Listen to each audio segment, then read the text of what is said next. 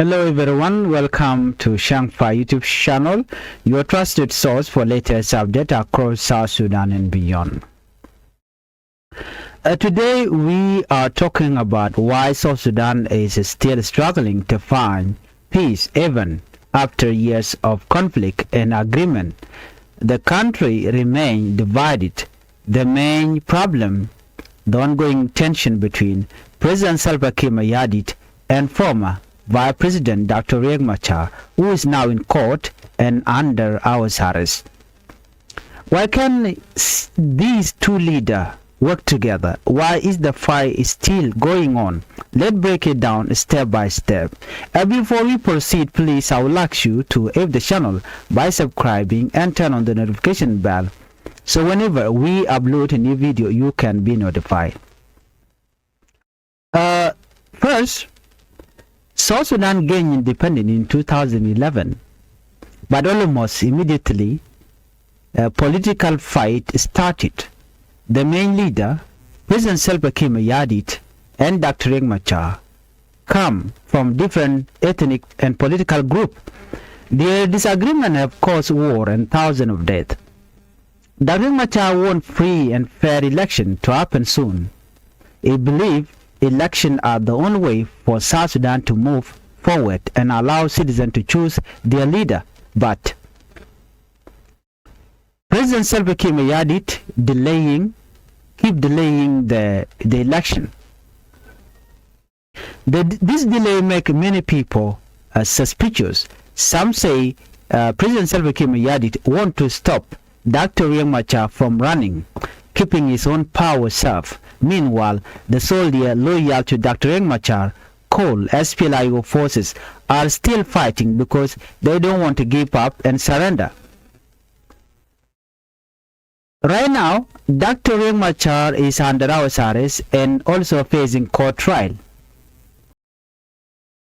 This makes the situation even more tense. He cannot move freely or speak openly with his supporters. At the same time, the SPLIO forces are resisting government forces. Even though the war is not as intense as before, small clashes are still happening. President Salva Kiir's strategy seems to be keeping Dr. Machar weak, so he cannot participate in the next election. This creates more fear and distrust between the two sides. The United Nations and other international organizations are calling for dialogue between the two leaders. They want South Sudan to have a peaceful discussion and work together. However, so far, President Salva Kiir is not willing to compromise.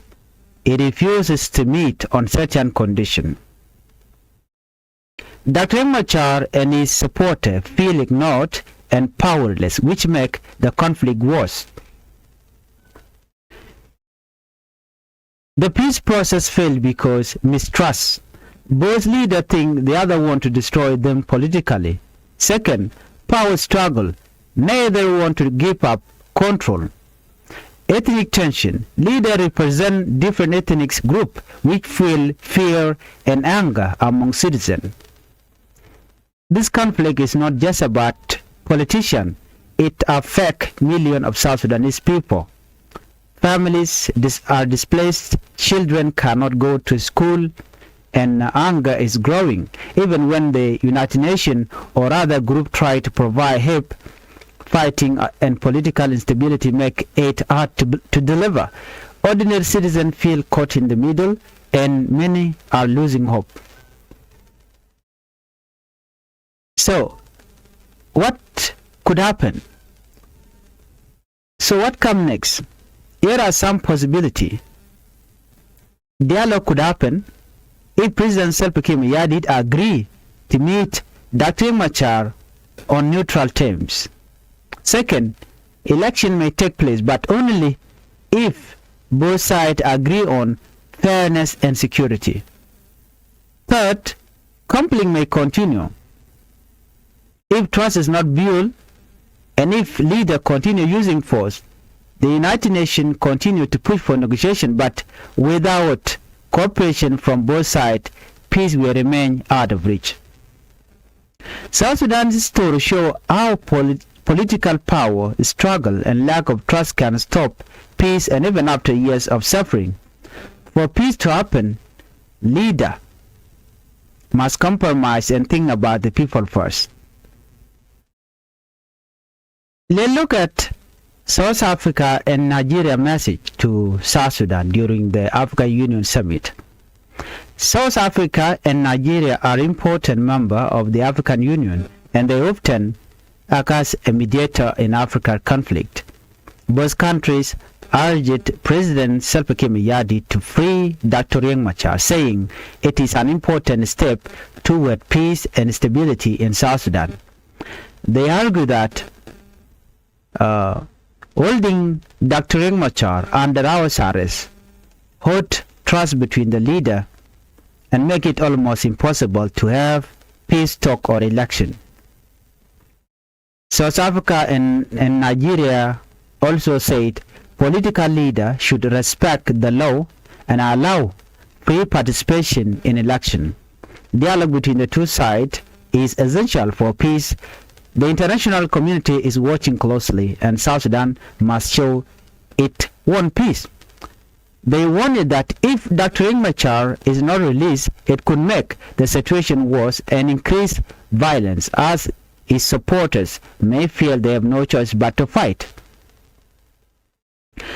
The South Sudan government, led by President Salva Kiir, responded carefully. Officials say they are following legal procedures with Dr. Machar court case. They claim that Dr. Machar house arrest is a security measures and part of the ongoing investigation. They also say that foreign countries cannot interfere in South Sudan internal matters. The government insists that all actions are legal and necessary to protect national security. They also highlighted that they are committed to eventual peace, but they want it on their own term, which critics said is delaying genuine dialogue. Well, the request from South Africa and Nigeria put more pressure on President Salva Kiir. Some political analysts said Kiir is in difficult situation, balancing internal political power with international pressure. Freeing Dr. Machar could weaken Kiir control, but keeping him detained hurt South Sudan's international image. The delay in release showed that trust is very low between the two leaders. Meanwhile, Dr. Machar's supporters, including SPLIO forces, are watching closely. They warn it any further delay or refusal could spark more resistance on the ground. The international community, including the United Nations, continue to call for dialogue and compromise, but so far the South Sudan government has not agreed to meet the conditions set by South Africa and Nigeria. In short, South Africa and Nigeria are pushing for Dr. Machar release to make peace possible. The South Sudan government say they are following legal procedures and protecting security. For peace to happen, the two sides need to build trust, compromise, and listen to international advice. This shows how international pressure can influence South Sudan politics, but real change will only happen if both leaders agree to work together. If you are new to Changfied YouTube channel, I would like you to help the channel by subscribing and turn on the notification bell, so whenever we have more information, you can be notified. Thank you for watching, and bye-bye.